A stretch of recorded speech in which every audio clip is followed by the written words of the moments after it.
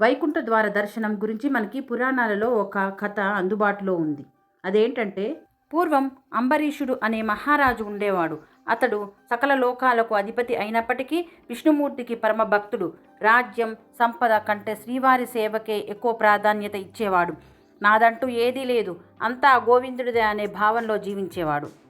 అంబరీషుడు ప్రతి ఏకాదశి నాడు కఠిన ఉపవాసం ఉండి ద్వాదశి గడియలు వెళ్ళకముందే ఉపవాసం విరమణ చేసేవాడు.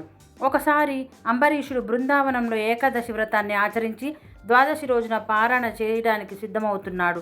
సరిగ్గా ఆ సమయానికి కోపిష్టిగా పేరున్న దుర్వాస మహర్షి తన శిష్యులతో అక్కడికి వచ్చాడు. అంబరీషుడు ఎంతో సంతోషంతో దుర్వాసుడికి స్వాగతం పలికి భోజనానికి ఆహ్వానించాడు.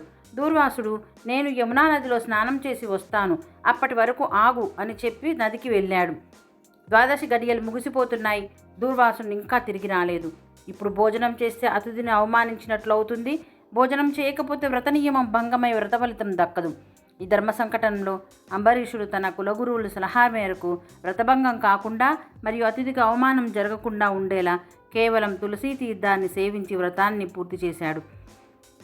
స్నానం ముగించుకొని వచ్చిన దూర్వాసుడు తన దివ్య దృష్టితో అంబరీషుడు నీటిని సేవించటం గమనించాడు. నన్ను భోజనానికి పిలిచి నేను రాకముందే నువ్వు తింటావా అని కోపంతో ఊగిపోయాడు. తన జడలోంచి ఒక వెంట్రుకను పీకి నేలపైకి విసిరాడు. అందులోంచి కృత్య అనే భయంకరమైన రాక్షసి పుట్టి అంబరీషుని చంపడానికి మీదకు వచ్చింది. అంబరీషుడు భయపడలేదు. చేతులు జోడించి శ్రీమన్నారాయణుడి స్మరించాడు. వెంటనే విష్ణుమూర్తి ఆజ్ఞతో సుదర్శన చక్రం అక్కడ ప్రత్యక్షమైంది. అది క్షణాల్లో ఆ రాక్షసుని సంహరించి దూర్వాస మహర్షి వైపు దూసుకెళ్ళింది. సుదర్శన చక్రం నుండి తప్పించుకోవడానికి దూర్వాసుడు పరిగెత్తడం మొదలుపెట్టాడు. బ్రహ్మలోకానికి వెళ్ళాడు. కానీ బ్రహ్మ విష్ణు చక్రం ముందు నా భక్తి చాలదు అన్నాడు. కైలాసానికి వెళ్ళాడు. శివుడు కూడా ఇది నారాయణ ఆజ్ఞ మేరకు నేను అడ్డుకోలేను అన్నాడు. చివరికి గత్యంతరం లేక వైకుంఠానికి వెళ్ళి విష్ణుమూర్తి కాళ్లపై పడ్డాడు. అప్పుడు విష్ణు చిరునవ్వుతో, దూర్వాస, అంబరీషుడు నా పరమ భక్తుడు. నా భక్తుని అవమానిస్తే నేను కూడా రక్షించలేను. ఎవరి వల్ల నీకు ఈ ఆపద వచ్చిందో వారి పాదాలనే నువ్వు ఆశ్రయించు. అంబరీషుడు క్షమిస్తేనే నా చక్రం ఆగుతుంది అని చెప్పాడు. దూర్వాసుడు వెంటనే అంబరీషుని వద్దకు వచ్చి క్షమాపణ కోరాడు.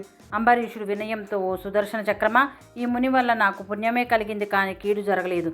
దయచేసి శాంతించు అని ప్రార్థించాడు. వెంటనే చక్రం వెనక్కి వెళ్ళిపోయింది. నిజమైన భక్తి ముందు కోపం, అహంకారం ఓడిపోతాయి. భగవంతుడు తన భక్తులను అన్ని వేళలా కంటికి రెప్పలా కాపాడుకుంటాడని ఈ కథ నిరూపిస్తుంది.